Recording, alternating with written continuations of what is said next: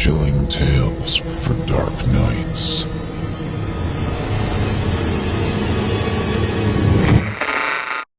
The following program is a production of Chilling Entertainment and the creative team at Chilling Tales for Dark Nights, and a proud member of the Simply Scary Podcasts Network. Visit simplyscarypodcast.com to learn more about this and our other weekly storytelling programs, and become a patron today to show your support and get instant access to our extensive archive of downloadable ad-free tales of terror. Thank you for listening, and enjoy the show. The following program is intended for mature audiences and may contain strong language, adult themes, and content of a violent and sexual nature which may not be appropriate for everyone.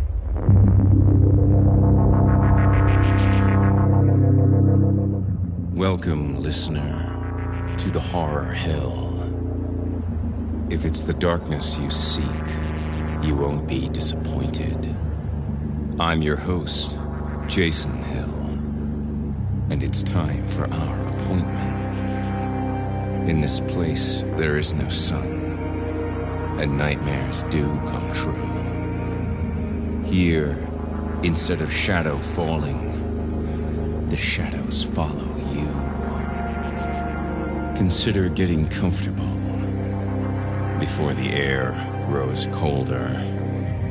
Prepare yourself, if you dare.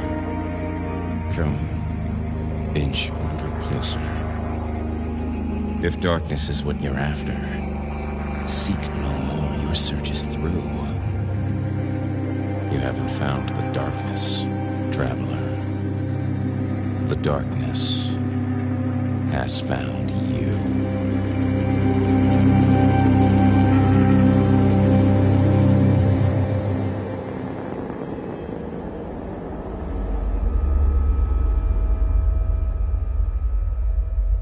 It may come as no surprise that Halloween has, on occasion, come early to the haunted heights of the Horror Hill.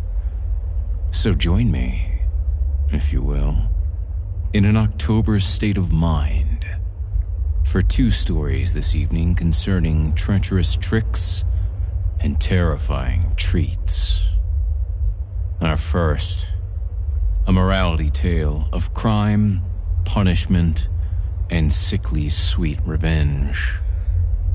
From author Adam Howe, I give you Cleanup on Aisle 3. Donnie sat in his beat-to-shit Pinto with the heater on full, huddling for warmth beneath the driver's side window that wouldn't quite shut. An icy wind whipped through the half-inch gap, numbing his hands as he checked the .38 special. He shoved the piece in his coat pocket and then started across the street at the Mini-Mart, the neon Quick Stop sign flashing red and blue in the night. It was the only store on the downtown strip still open this late. All the other stores had their shutters lowered, tagged with graffiti like tribal markings.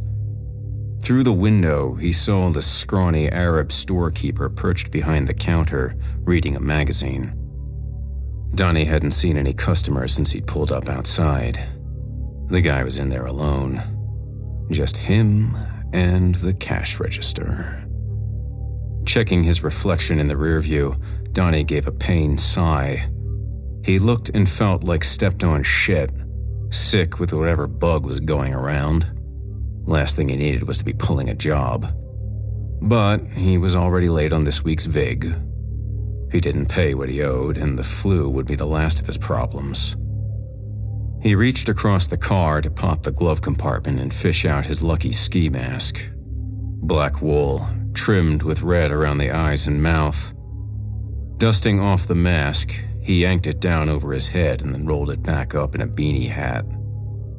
Donnie honked his nose into a snot rag, stuffed the hanky in his pocket with the piece, pumped himself up with a few wheezy breaths, and then he clambered from the Pinto and started crossing the street to the Quick Stop. The bell above the door tinkled as he entered. The cramped little store was divided into 3 narrow aisles, the shelves stockpiled like a doomsday prepper's bunker, Loud ethnic music was playing, trumpets and drums, and off-key warbling like a cat being castrated. The storekeeper glanced up from his magazine. Leathery olive skin and a gray goatee beard, his bald pate polished to a gleaming shine. He wore a white collarless shirt and a ratty old cardigan. The guy reminded Donnie of the limey actor who went blackface to play Gandhi. On the counter beside him, a "No checks, no credit" sign was taped to the back of the register. Donnie caught a glance at the security camera above the cigarette rack. The very latest model, from the 1990s. If the damn thing even worked, the playback would be a blizzard of static. It was probably just for show. Scare off amateurs. Not taking any chances, Donnie bowed his head and shielded his mug from the camera's gaze as he sloped to the beer cooler opposite the counter. At the front of the store was a discount DVD bin and a half-price arsenal of fireworks for New Year's, the boxes all stacked in a pyramid like one giant rocket. Donnie glanced down the 3 aisles for customers or other employees. He didn't see anyone, just a lonely-looking mop and a bucket in aisle 2. The storekeeper was clearly no neat freak. The shelves were dusty, the goods caked in grime. The place certainly could have used a good airing. It reeked worse than Donnie's flea pit apartment. At the back of the store was the liquor display, a few ragged cobwebs clinging to the bottles, and a steel door marked "Staff Only." Donnie couldn't hear anything behind the door, but it was hard to tell over the blaring music. Maybe the storekeeper lived back there with his wife and their litter of kids. The hell with it. He'd be gone before anyone knew it. With his back to the storekeeper, Donnie tugged his lucky ski mask down over his face and then reeled towards the counter, whipping the .38 from his pocket. "Okay, asshole," he shouted above the music. "You know what this is."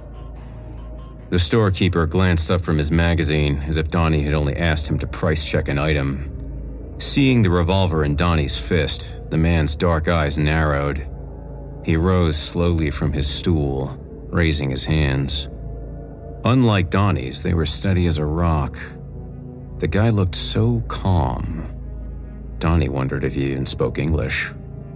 Then he said with a heavy accent, "Oh yes, my friend. I know what this is. Just open the register and give me the money and you won't get hurt." Lowering one hand, he reached slowly towards the cash register and pressed a button. And suddenly he wasn't there. Donnie blinked in surprise. The fucking guy just disappeared. Peering over the counter, Donnie saw the trap door. The door still swinging where the shopkeeper had dropped down into the basement onto a mattress. Splayed on his back, the man glared up at Donnie with a hateful grin. Then, he slashed a finger across his throat before rolling off the mattress and out of sight. "The fuck?" Donnie muttered. And then steel shutters crashed down over the front door and window. The power went out, the store went black, and the music and even the hum of the refrigerators shut off, entombing the place in sudden silence. It took a moment for Donnie's eyes to adjust to the gloom. He rolled his ski mask back up into a beanie, stood gaping at the shutters in disbelief. He'd never seen shutters inside a store before.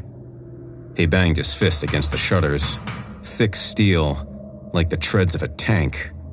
Donnie lashed out with his boot until his knee buckled and hobbled back in pain. Feeling his skin crawl, he glanced up at the winking red eye of the security camera above the cigarette rack, shuddering as he pictured the storekeeper silently watching him. He scurried behind the counter, ignoring the register, the cash now forgotten. Careful not to fall through the open trap, Donnie searched beneath the counter for a button or something to raise the shutters. What the hell had the storekeeper pressed to drop the trap door? Donnie couldn't even find a panic button. And now that he thought of it, why wasn't any alarm sounding? Crouching warily above the open trap, he peered down into the dingy basement. All he could see was the mattress where the storekeeper had landed. "Hey!" Donnie shouted down, panic in his voice. "Open these fucking shutters!" He could hear the storekeeper cursing in Arabic, like a camel clearing phlegm from its throat. The guy sounded genuinely pissed, like this wasn't the first time his store had been held up, but by Allah, it would be the last. Then came the unmistakable shick-shuck of a pump shotgun being racked. Donnie darted back from the open trap. That's why there wasn't any alarm. The guy planned to take care of business himself. Donnie looked despairingly at his .38. He never worked with a loaded gun. If the threat of being shot wasn't enough, then the job wasn't worth it. Better to walk away, find some other place to stick up. Ideally, with an owner who had enough sense to do what they were told when you stuck a gun in their face. Until now, he'd thought he was being smart. Shoving the useless fucking gun back in his coat, Donnie scuttled down the aisle towards the staff-only door at the back of the store. It was locked. He was screwed. He'd have to take his licks and beg the storekeeper not to kill him. He was almost at the door when he heard the jangle of keys on the other side. Donnie dove into aisle 1 and crouched low behind the shelves, cloaking himself in the shadows as the door clattered open. The storekeeper emerged from the back room, clutching a shotgun that was near bigger than he was. He paused to yank the door shut behind him, locking it from a key hoop clipped to his belt. There was something funny looking about him. In the gloom, it was hard to tell exactly what. Then the storekeeper turned his head, and Donnie thought he'd lost his mind. A giant frog was sweeping the shotgun left to right across the aisles. Donnie tried to blink away the nightmare. Then he realized the storekeeper was wearing some kind of mask. No, not a mask. Night vision goggles. The lenses protruding from his head like bulbous amphibian eyes. Tiny jewels of sweat glittered on the Arab's scalp. He began to sidestep slowly along the end of the aisles, his cheap leather shoes squeaking as he crabbed along, the shotgun steady in his hands as he moved methodically toward aisle 1, towards Donnie, crouching in the shadows. Panicking, Donnie snatched a jar of coffee from the shelf in front of him and then lobbed it over the aisles like a grenade. The sound of shattering glass as it exploded on the far side of the store. The storekeeper pivoted with a squeal of his squeaky shoes. The shotgun roared, the blast punching a hole through the aisles and scattering stock, the deafening noise drowning out Donnie's scream. This guy was not fucking around. He wasn't going to rough him up or make a citizen's arrest. Donnie wasn't talking his way out of this shit. There'd be no hesitation as the storekeeper turned and fired. The blast was intended to cut him in half. The man meant to kill him. This should have been a quick dollar stick-up. Donnie wasn't going to play cat and mouse with a shotgun-toting lunatic. Let the cops deal with the crazy bastard. He'd take the arrest if it meant he left the quick stop alive. He dug in his coat for his cell phone. No single bars on the display. He waved the phone about frantically, searching for a signal. Had the shutters caused some kind of blackout? He raised the phone towards the ceiling. A single signal bar flickered weakly. He listened out for the storekeeper. On the far side of the store, he heard Arabic cursing as the man found the shattered coffee jar and realized he'd been duped. The storekeeper racked the shotgun and started back along the aisles, his shoes squeaking urgently. Donnie monkeyed up the shelves in front of him. The flimsy wooden shelving board sagged beneath his weight. His ears were still ringing from the shotgun blast. He could only hope that the storekeeper had also been deafened, that the guy didn't hear him as Donnie slid on top of the shelving unit, disturbing a thick layer of dust that swirled around him in a cloud that prickled his fluey nose. The storekeeper sprang into the aisle directly below him. When he saw the aisle was empty, the Arab muttered a curse, lowering the shotgun, and then adjusted the sweaty strap of his night goggles. He was breathing hard, maybe even excited, enjoying the thrill of the hunt. He started stalking down the aisle toward the front of the store. Flattened on top of the shelving unit, Donnie didn't dare move, holding his breath and fighting an almost overwhelming urge to sneeze. From the corner of his eye, he watched as the storekeeper crept along the aisle below him. The man left his line of sight, but Donnie was still able to track him by his squeaky shoes. He checked his cell phone again and gave a silent prayer of thanks when he saw there were now 2 signal bars on the display. But before he could dial 911, he inhaled another thick cloud of dust that set his nose ablaze. The sneeze echoed through the store like a karate cry. The Arab turned and fired without hesitation, the shotgun belching fire. Donnie sprang from the shelving unit, shredded cereal boxes exploding behind him, a shower of Kellogg's raining over the store. Slamming into the next shelving unit, he crashed down into aisle 2, landing heavily on his back next to the mop bucket, his cell phone shattering on the floor beside him. The storekeeper racked his shotgun and charged up the aisle towards him. Woofing for breath, Donnie could only flail his legs, kicking over the mop bucket. Sludgy gray water spewed across the floor. The storekeeper slid on the muck like an Arabic Chevy Chase. He thudded to the floor and fired another deafening blast, plaster raining down from the ceiling. Before the man could recover, Donnie scrambled to the nearest shelving unit. He slithered across the bottom shelf, clawing through a crinkling wall of potato chip bags and emerging into aisle 3. Bracing himself against a deep-freeze refrigerator chest, he hauled himself up onto rubbery legs, sucking for breath. Through gaps in the shelves, he could see the storekeeper in the center of the aisle, wobbling his feet like a prize fighter trying to beat the ref's count. Racking the shotgun with a grunt, the Arab began limping around the aisle after Donnie, careful not to slip on the slick floor, one hand clutching at the shelves for balance. Donnie was still slumped against the deep freeze, trying to catch his breath. The small of his back was screaming with pain where he'd landed on it. His legs could barely support him, let alone carry him away. Before the storekeeper rounded the aisles and spotted him, Donnie hauled up the lid of the deep freeze. Hardly thinking about what he was doing, he slid inside the chest and buried himself among the frozen food packages.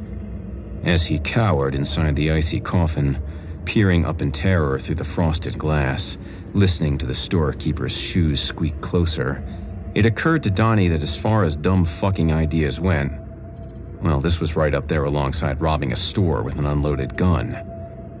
The storekeeper paused next to the deep freeze.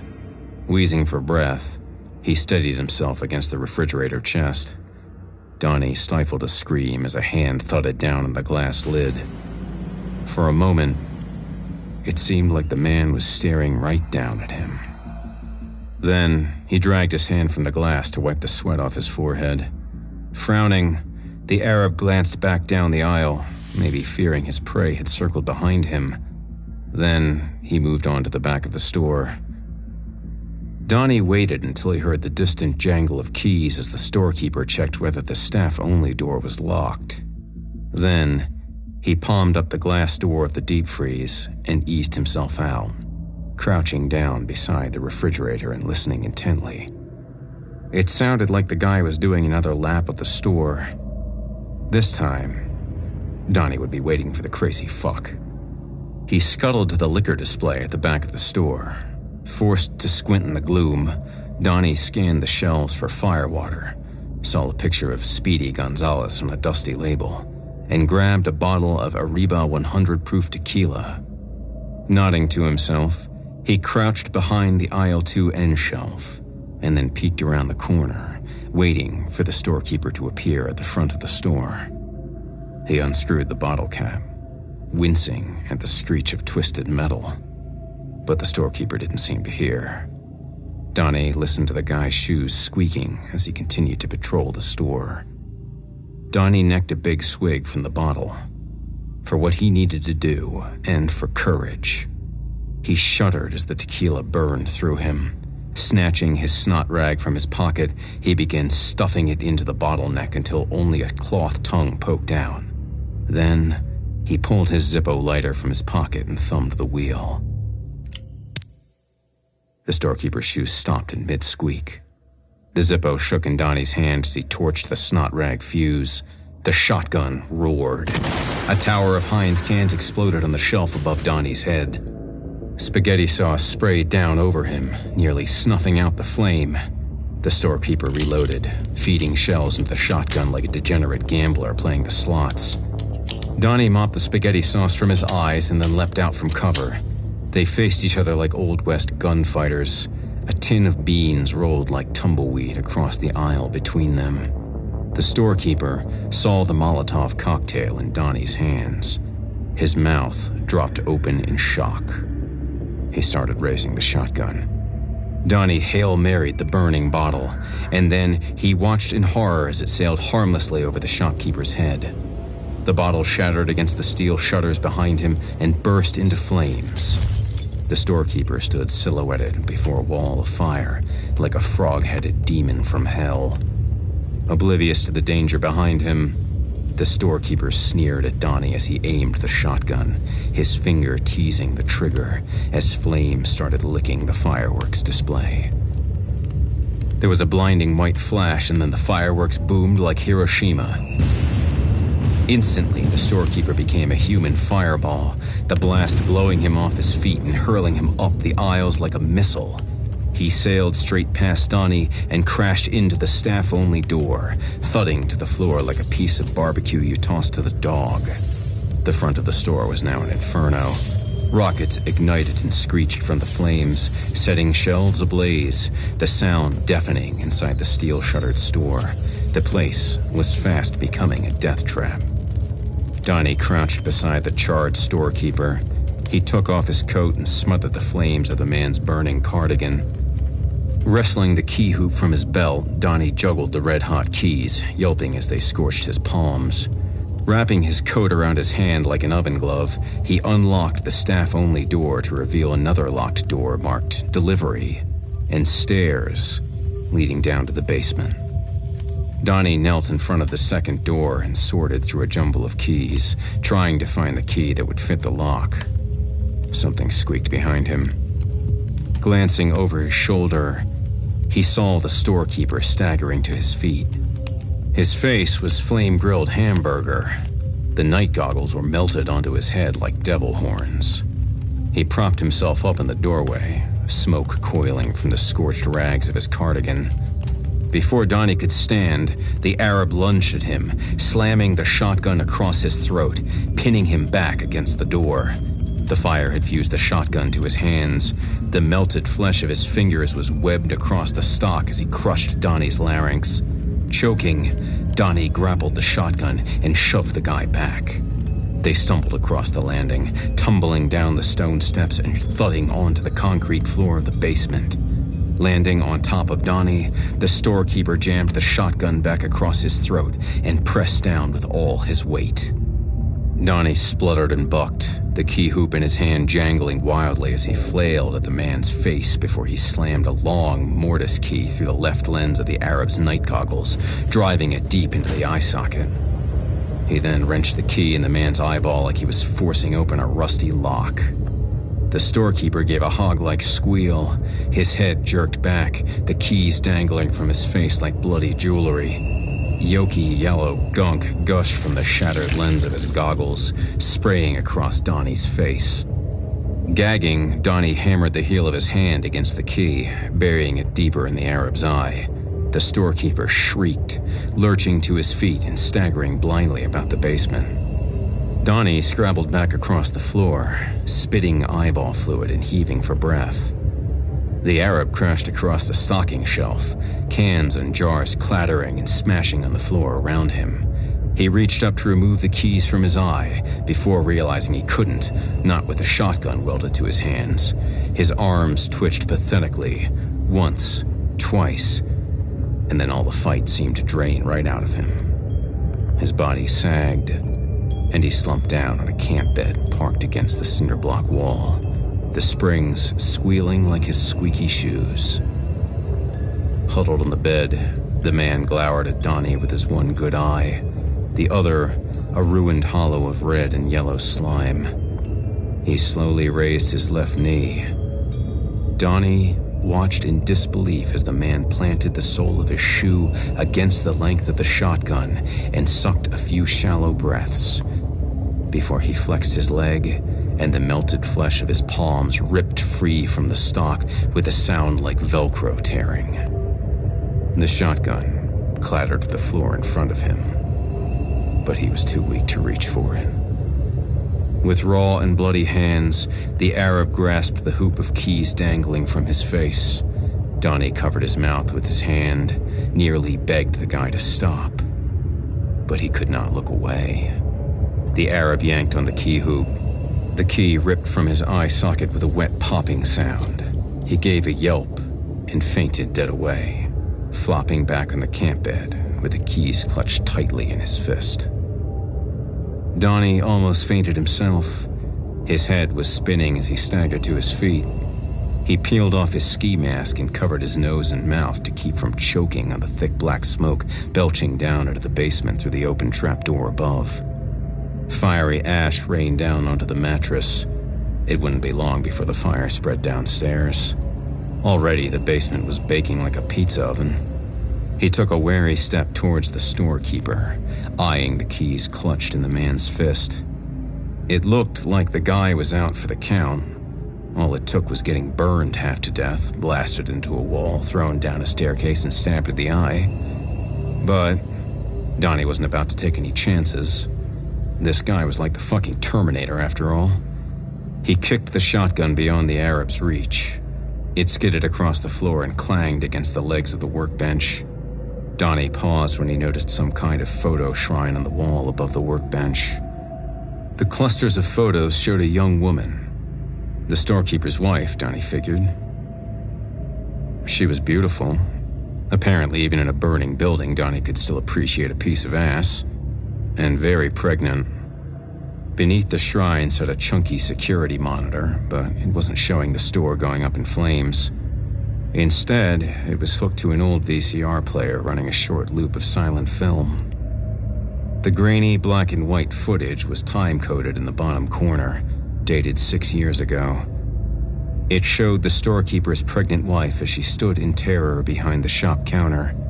She was opening the cash register for a jittery punk wearing a stocking mask that matched his features. He was clutching a pistol in a sideways gangster grip. The cash drawer slid open. The punk's pistol spat fire. The back of the woman's long hair flailed as her brains splattered the cigarette rack.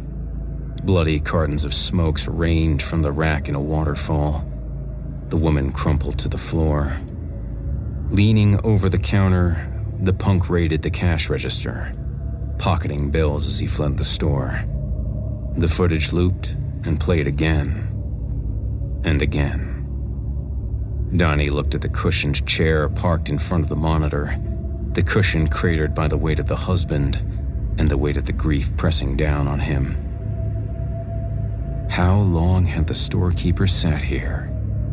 Hour after hour? Day after day? Watching again and again as his pregnant wife was gunned down by a two-bit stick-up man. A piece of shit just like Donnie. Before the footage could loop and play again, Donnie switched off the monitor. He saw his reflection in the blank TV screen and was about to look away in shame, sickened at the sight of himself. And then something in the screen's reflection caught his eye. A sudden movement behind him. He wheeled around in time to see the storekeeper swinging a fire extinguisher by the hose like a mace and chain. The metal butt of the fire extinguisher scythed across his jaw, smashing teeth and bone, and Donnie dropped like he'd been shot. Like the storekeeper's wife. Out cold before he hit the deck. When he came to, Donnie found himself face down on the cracked concrete floor. His ankles and wrists were bound tightly with duct tape, hog-tied behind him. He raised his throbbing head weakly off the floor. A rope of congealed blood drooled from his mouth, puddling like black treacle on the concrete. His vision blurred in and out of focus, but he could see he was still in the basement. The room was fogged with smoke that was starting to clear. The fire upstairs had been extinguished. The storekeeper must have doused the flames while Donnie was unconscious. Donnie listened intently for the wail of EMS sirens outside. Surely someone must have reported World War III breaking out in the quick stop. But all he could hear was the sound of someone digging. A section of the basement's concrete floor had been broken, probably by the sledgehammer propped against the wall. A slab of stone levered up to reveal the dirt below. The storekeeper was using a shovel to dig a hole in the plot of earth, piling up the dirt beside a steel drum with a skull and crossbones symbol and a label marked "Lie." The Arab's wounded hands were swathed in bandages. He grimaced in pain as he worked the shovel.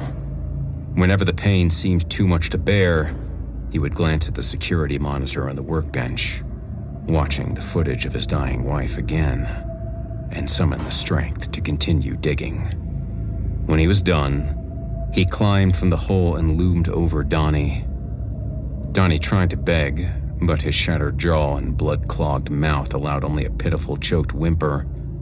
The Arab planted a foot on him, his shoes giving the last squeak Donnie would ever hear as he kicked him into the grave. Donnie landed on his back, his bound arms and legs twisted painfully beneath him with the impact. He watched in helpless terror as the storekeeper began shoveling the dirt over him. The last thing he saw was what looked like another shrine on the wall directly above him. But no photos this time. Donnie actually thought this one looked less like a shrine than a trophy wall. Nailed to the cinder blocks was a stocking mask, a bandana, and 3 ski masks. One of them black wool, with red trim around the eyes and mouth, and not so lucky after all.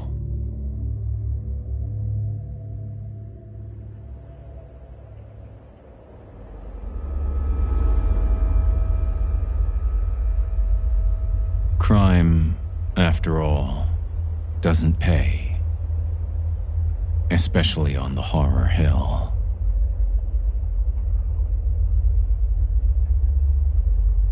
Our second story tonight, an ode to the protective powers of sacred squash, and a Samhain tradition best not taken lightly.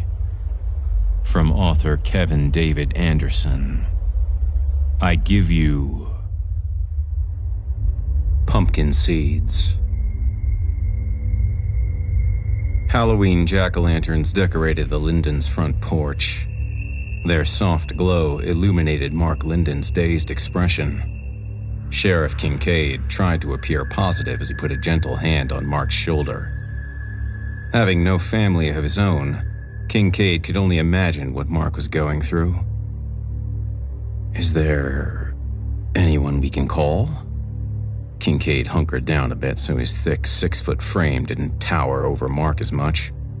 Mark's eyes were shut, and Kincaid waited patiently for him to speak. He knew Mark was an educated man, the kind that had been keeping up with current events. Mark would know that his wife wasn't dead.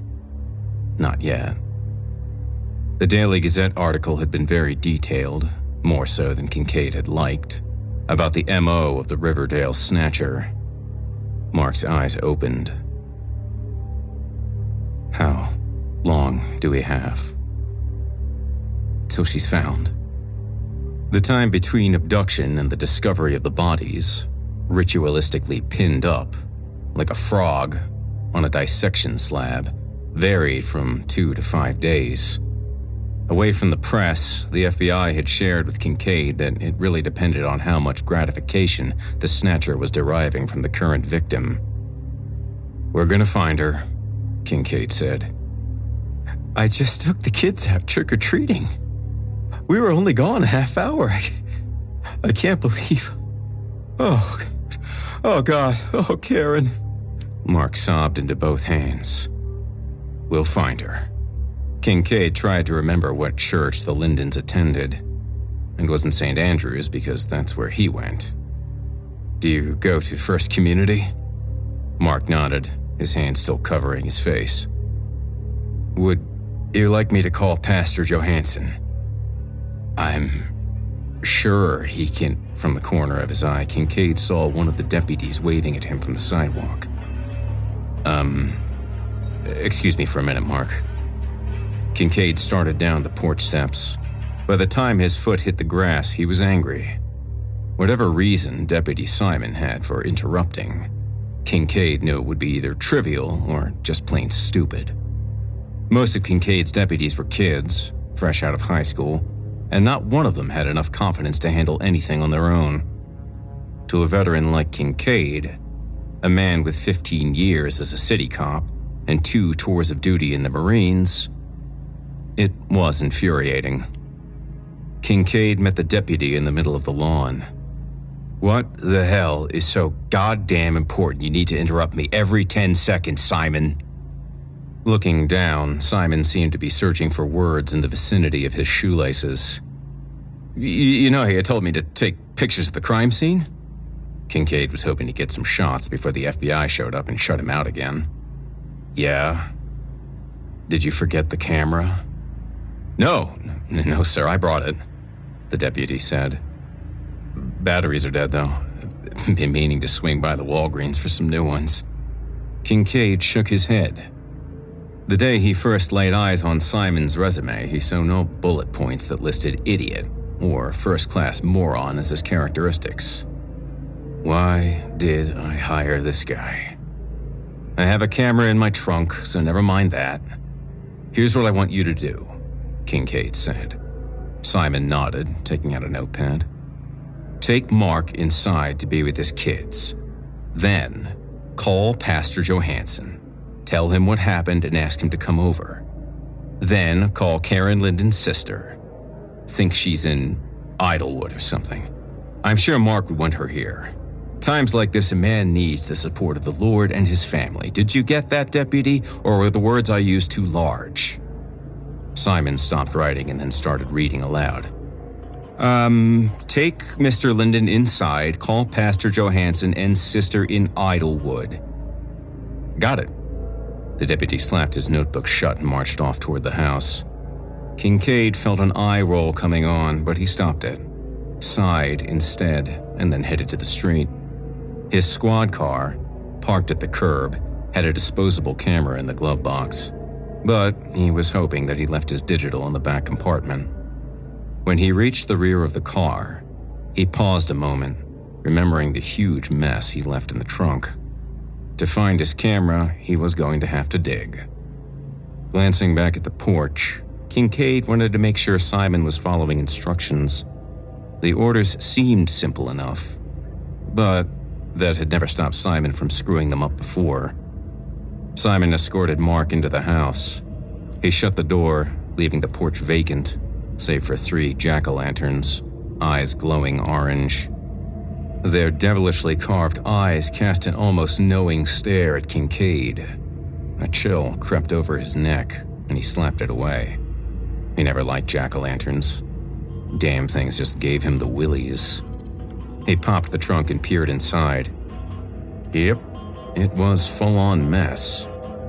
Jesus, the camera is probably all the way at the bottom. He reached in and lifted Karen Linden's bound feet off the spare tire and then tried to roll her further back. She still appeared to be unconscious from the blow he delivered to the back of her head. No sign of the camera, though. Damn. When Kincaid grabbed a fistful of her hair to lift her head, her eyes popped open. She tried to scream through her gag, a sock shoved so far down her throat, only the torn fringes of the toe section dangled outside her bleeding lips. Kincaid leaned in, putting his face inches from hers. Don't even think about it. Make one sound, and I'll pull that tongue right out of your pretty little head. Karen Linden blinked and sunk back into the trunk. That's better, Kincaid said. Besides, there will be plenty of time for screaming later. He released her hair and slammed the trunk closed. He glanced back at the Linden's porch, prepared to meet the watchful leer of glowing jack-o'-lanterns. but there were 2 more sets of eyes staring back at him than he'd prepared himself for. Mark and Deputy Simon stood on the porch, looking astonished. Kincaid shook his head. "Oh, Simon, you're such a screw-up." The instructions were so simple. Take Mark inside. Call Johansson. Call the sister. What the hell were they doing on the porch? The deputy went for his gun, but had trouble releasing the holster strap. Kincaid knew that hiring deputies that made Barney Fife look competent would prove beneficial at some point. He cocked his head and swiftly pulled his revolver, leveling it at the deputy. Before Simon could get his weapon free, Kincaid fired. The deputy was hit square in the chest and fell back against the house. As he slid down the wall, he finally managed to unholster his pistol. The gun fell into his lap when his butt hit the porch. Kincaid turned the revolver on Mark. The frightened man dove out of the way. Kincaid fired twice, trying to hit Mark in the air, but his shot shattered the living room window instead. Mark landed out of sight, toppling a few uncarved pumpkins off the porch banister. Screams came from the inside of the house. "The kids," Kincaid thought. "Jesus, I am in no mood to kill kids." Neighborhood dogs started barking. Porch lights came on, and behind him, across the street, a screen door squeaked open. "Damn!" He lowered his weapon. "Time to move on." Well, this town was about tapped out anyways. Kincaid stepped around to the driver's side of his squad car and reached for the door handle. A speeding glint of orange reflected in the car window. When he turned, the pumpkin hit him in the face. The blow knocked him back against the car. His head cracked against the lights on the roof.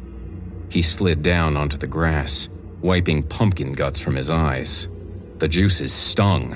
Pumpkin seeds slid down his cheeks like unwanted tears. His fingers grazed his nose, and he winced in pain. It was probably broken. Kincaid should have been angry, but he wasn't. Mark was now fumbling around Simon's body. "Nice throw, big guy." Kincaid searched for his gun in the pumpkin innards on the ground. His piece had fallen into the gutter, hammer still cocked. He clasped it as Mark came down the steps, holding something out in front of him.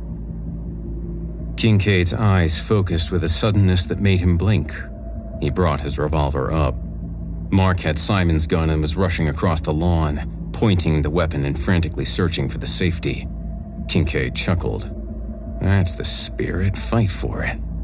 Kincaid took aim and pulled the trigger, but nothing happened. He pulled again. Nothing. He examined the revolver and couldn't believe his eyes. Pumpkin seeds, wedged in like a doorstop, were keeping the hammer from falling. He pushed the seeds out with his thumb, then brought the revolver up again fast. A pistol shot boomed and flashed before his eyes. The first shot hit his chest like a baseball bat to the ribs. The second and third pierced his gut with the burning intensity of branding irons. When the shots ended, Mark stood in front of him, silhouetted in the porch light. He was still pointing Simon's pistol at Kincaid's chest and, shaking like a child, kept pulling the trigger. Click, click, click. "Good job, cowboy," Kincaid said, choking up blood. He brought his hand to his face. Pumpkin juice dripped down his fingers, mixing with splatters of crimson. Kincaid convulsed and pulled in a last shallow breath as he glanced up at the Lindens' porch.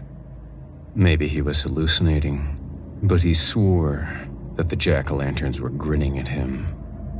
Twisted grins, glowing with malevolence. Then, just before it all went black, Kincaid remembered that he had never actually seen Mark throw that pumpkin.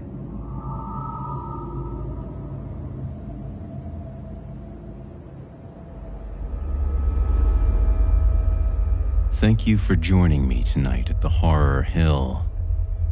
Clean Up on Aisle 3 was written by Adam Howe.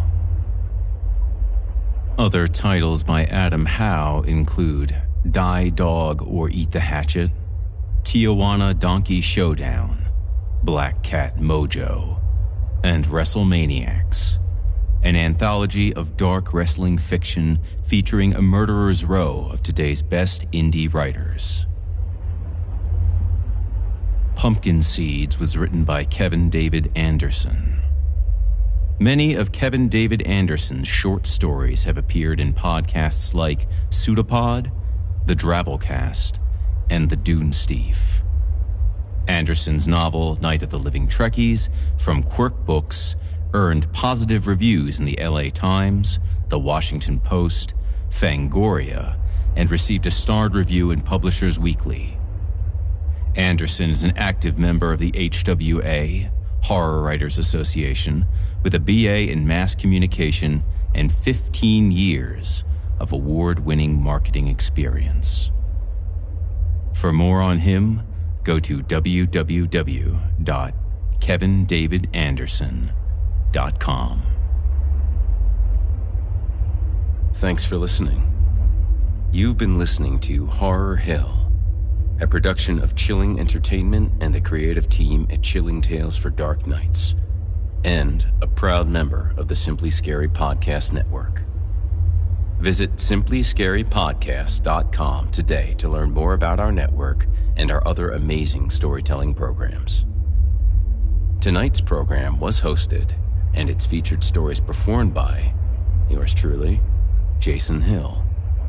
Additional performers have been featured when necessary to bring the tales to life. Selected stories have been adapted with the kind permission of their respected authors. Sound design, original music, and final mixing and mastering provided by Luke Hodgkinson under the guidance of executive producer and director Craig Groshek.